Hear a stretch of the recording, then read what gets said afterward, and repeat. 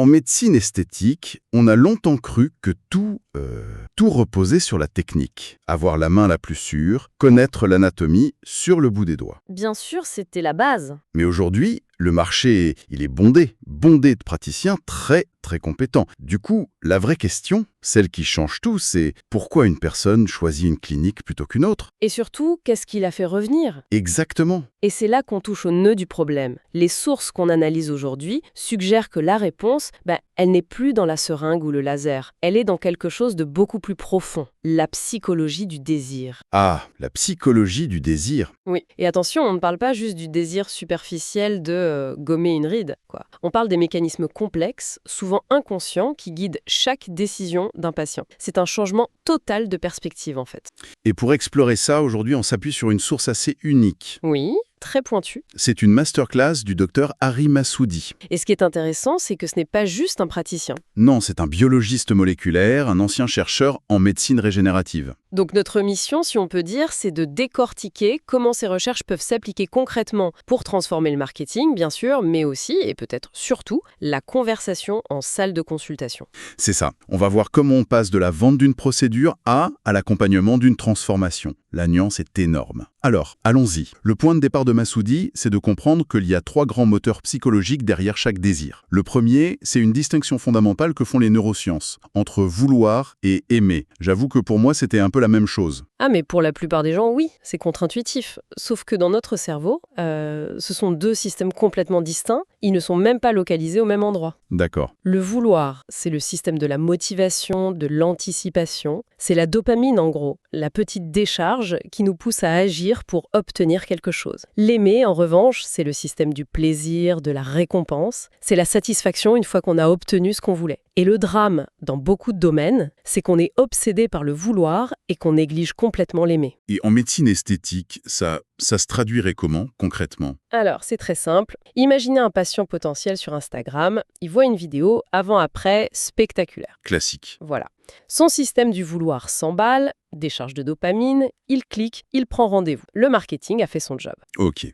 Mais ensuite, il arrive à la clinique. L'accueil est froid, le praticien est pressé, il n'y a aucun suivi après l'acte. Bref, l'expérience est décevante. Le système de l'aimer n'est jamais activé. Et le résultat? Le désir initial retombe comme un soufflet. Et cette personne ne reviendra jamais. D'accord, je vois. Donc la stratégie doit jouer sur les 2 tableaux. Il faut d'abord déclencher le vouloir avec un marketing qui montre la promesse, le résultat. C'est ça. Et ensuite, il faut impérativement livrer une expérience qui active l'aimer pour que le patient se dise Le processus, « voilà ». c'est la clé de la fidélisation. La source donne un exemple qui est très parlant. Une certaine clinique, celle du docteur Sarah, après chaque intervention, elle fait envoyer un petit kit de soins post-intervention. Rien de fou, j'imagine. Non, rien d'extraordinaire. Des compresses froides de bonne qualité, un baume cicatrisant et un lien vers un message vidéo personnalisé du médecin. Ah ça, c'est bien. Oui, un petit mot qui dit « J'espère que tout va bien, n'hésitez pas si vous avez la moindre question ». C'est simple, mais ça montre une attention qui va au-delà de l'acte purement médical. Exactement. Et les chiffres sont sans appel. Son taux de re-réservation, donc les patients qui reprennent rendez-vous, est de 78%. 78%. Oui, alors que la moyenne du secteur, c'est 42%. 42. L'écart est colossal. Colossal. Et ça ne vient pas de sa technique d'injection, qui est sûrement excellente, mais de sa capacité à satisfaire ce fameux système de l'aimer. Le patient se sent considéré, pas juste traité. Ce chiffre de 78% est vraiment bluffant. Mais ça, c'est pour la fidélisation. Revenons un peu en arrière. Comment on fait pour amener quelqu'un à prendre ce tout premier rendez-vous? J'imagine que beaucoup de gens sont juste curieux, ils regardent de loin sans être prêts à s'engager. C'est une excellente question, et ça nous amène directement au deuxième moteur, le fossé d'empathie chaud-froid. Le fossé d'empathie. Chaud-froid. C'est un concept fascinant. En gros, ça veut dire qu'on est très mauvais pour prédire ce qu'on va désirer ou comment on va se sentir dans un état émotionnel différent de celui dans lequel on est. C'est-à-dire? Quand on est tranquillement chez soi, sur son canapé, à naviguer sur le site d'une clinique, on est dans un état émotionnel froid. On est rationnel, détaché. On se dit, je vais juste me renseigner, voir les prix, sans engagement. Voilà, on sous-estime totalement la puissance du désir qui pourrait émerger. Mais une fois en consultation, face à un miroir haute définition avec un praticien qui pointe précisément les zones qui nous préoccupent, On bascule. on bascule dans un état chaud. L'émotion prend le dessus, le désir devient palpable, presque urgent, et la personne qui venait juste pour s'informer, décide de commencer un traitement sur le champ. Donc tout l'enjeu du marketing, ce n'est pas de vendre, mais c'est de réussir à faire imaginer l'état chaud à quelqu'un qui est encore dans son état froid. Précisément, il faut combler ce fossé. Au lieu de juste lister des services, le site web doit utiliser un langage projectif. Une phrase comme « Imaginez la confiance que vous ressentirez lors de votre prochaine grande présentation », c'est beaucoup plus efficace qu'une description technique. On ne vend pas un produit, on vend une émotion future. Et la source donne un exemple là-dessus? Oui, celui d'une clinique qui a mis en place un Virtual Consultation Preview. C'est une simple vidéo de 2 minutes qui montre le déroulé d'une première consultation, pas à pas. C'est malin. Et le résultat? Une baisse de 34% des annulations de dernière minute. Ah oui, quand même. Les gens savaient à quoi s'attendre, ils s'étaient déjà projetés dans la salle, ça réduit l'anxiété et ça renforce l'engagement. C'est très malin. Mais même si on arrive à faire venir la personne, il reste souvent un dernier obstacle. On a tous cette petite voix qui nous dit « Est-ce que je devrais vraiment dépenser cet argent? Est-ce que ce n'est pas futile ?» Et ça, c'est le 3e moteur. Un conflit interne universel. Le dilemme désir contre devoir. Désir contre devoir. D'un côté, le désir. Je veux ce traitement. Je veux me sentir mieux maintenant. C'est la gratification immédiate. De l'autre, le devoir. Je devrais économiser. Je devrais m'accepter comme je suis. Je devrais être plus raisonnable. C'est la voie de nos valeurs. Et cette fameuse phrase que les praticiens entendent tout le temps, « je dois y réfléchir », Cache souvent ce conflit. n'est souvent rien d'autre que l'expression de ce combat intérieur. Alors comment on résout ce conflit pour le patient?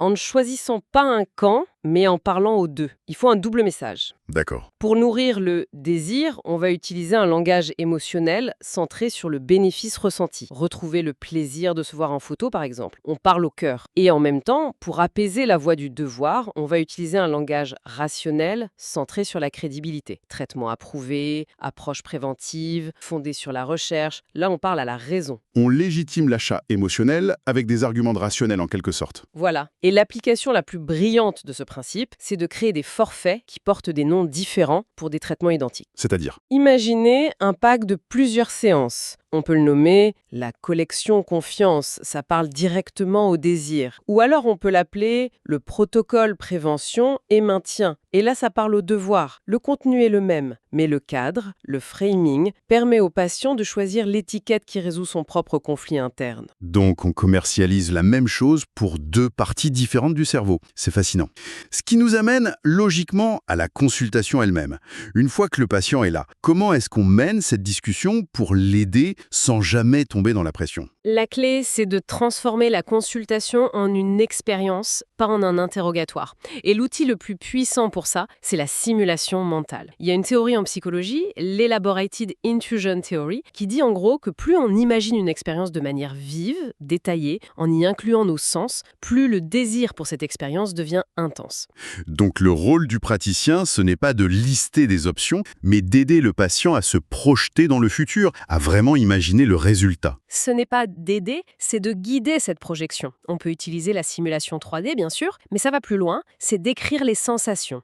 À cet endroit, votre peau retrouvera une douceur et surtout, c'est poser les bonnes questions. Et quelles seraient ces bonnes questions? Au lieu de demander platement « Quel est votre objectif ?», on pose une question qui transporte. Imaginez dans 3 mois, vous vous réveillez avec ces résultats. Quelle est la première chose que vous remarquez ? Ah oui, c'est différent. Ou encore, qu'est-ce qui va changer dans votre routine quand vous aimerez à nouveau votre reflet ? On ne parle plus d'injection, là on parle de la vie du patient. La source cite le docteur Michael Erhan. Il a un miroir avec un éclairage de studio dans son bureau. Après la simulation 3D, il invite les patients à se prendre en selfie devant ce miroir en disant « Voilà un aperçu de vous dans 6 semaines ». Attends, c'est audacieux. Et ça fonctionne? Le taux de conversion des patients qui font ce selfie est de 89%. 89%? C'est énorme. C'est énorme, parce qu'à ce moment précis, ils ne voient plus une image sur un écran. Ils se voient eux-mêmes dans le futur. Le désir devient personnel, tangible, mais il y a un autre aspect crucial, et souvent négligé, la gestion de l'ambivalence. Aucun patient n'est à 100% excité. Il y a toujours un mélange. D'excitation et de peur, j'imagine. Peur que ça ait l'air faux, peur du jugement? Exactement. Et la réaction instinctive de beaucoup de praticiens, c'est de rassurer en disant « Ne vous inquiétez pas ». Ce qui est la pire chose à faire, je parie. C'est la pire chose à faire, car ça invalide le sentiment du patient. Ça lui dit « votre peur n'est pas légitime ». L'approche efficace, c'est de reconnaître et de valider cette ambivalence. Dire quelque chose comme « il est absolument normal de ressentir à la fois de l'enthousiasme et un peu de nervosité ». Alors parlons ouvertement de ces deux aspects. On crée une alliance, en fait, au lieu d'une relation vendeur-client. On passe de la persuasion à la collaboration. Et ça nous amène à un dernier concept pour la consultation, l'idée de permission. Des recherches montrent qu'on a tendance à s'autoriser un plaisir après avoir fait quelque chose de vertueux. On a besoin de sentir que c'est mérité ou justifié. Et le rôle du praticien est de fournir ces justifications légitimes. Pas de les inventer, mais de les mettre en lumière. Ça peut être basé sur l'effort.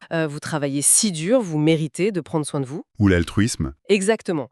Quand on se sent bien, on n'est plus disponible pour ses proches. Ou même le futur. Un peu de botox préventif aujourd'hui, c'est éviter un traitement bien plus lourd dans 10 ans. C'est une façon de recadrer complètement la perception de l'acte. Absolument. Le recadrage ultime étant prendre soin de son apparence, ce n'est pas de la vanité, c'est prendre soin de sa santé mentale. Quand c'est cadré comme ça, même un partenaire qui était sceptique devient un allié. Ces principes semblent très puissants, mais est-ce qu'ils s'appliquent de la même manière à tout le monde? Je pense par exemple aux patients masculins. C'est un point essentiel, il faut adapter l'approche. Pour les hommes, souvent le désir n'est pas lié au luxe ou à la détente. Mais plutôt à l'efficacité, la discrétion. Et le maintien d'un avantage compétitif. Le langage doit donc être direct, axé sur la performance, les résultats. On parlera d'optimiser son apparence ou de paraître plus reposé et dynamique. Et ça se traduit concrètement dans l'offre. Oui, de manière très créative. L'exemple cité, c'est une clinique qui a créé des heures exécutives. C'est-à-dire, De 7h à 8h du matin. Des créneaux réservés aux professionnels qui veulent passer avant le travail. L'ambiance est sobre, efficace. Pas de musique relaxante. et ça a marché?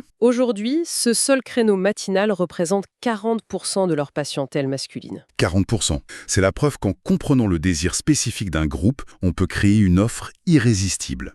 Et à l'autre bout du spectre, pour les patients de longue date, comment on entretient la flamme? C'est le défi de la satiété. Le plaisir diminue avec la répétition. La première injection est excitante, la 10e est une routine. On finit par se lasser. La solution, c'est de ne jamais rester statique, mais de concevoir un parcours de traitement. C'est une vision à long terme. On présente une progression. Phase 1, la fondation. Phase 2, l'amélioration. Phase 3, la maintenance et l'innovation avec les dernières technologies. Le patient a ainsi toujours l'impression de progresser. Quand on met tout ça bout à bout, on se rend compte que le fil rouge de tout ça, c'est qu'on ne parle quasiment jamais du produit lui-même. Et c'est la conclusion la plus importante. En fin de compte, il ne s'agit pas de vanité, il s'agit d'identité. Les gens n'achètent pas des millilitres d'acide hyaluronique, ils achètent une version d'eux-mêmes qui est plus alignée avec ce qu'ils ressentent à l'intérieur. Peux-tu donner un exemple? Visage fatigué dans le miroir, elle ne veut pas juste combler un sillon, elle veut que son extérieur reflète enfin son énergie intérieure. D'accord.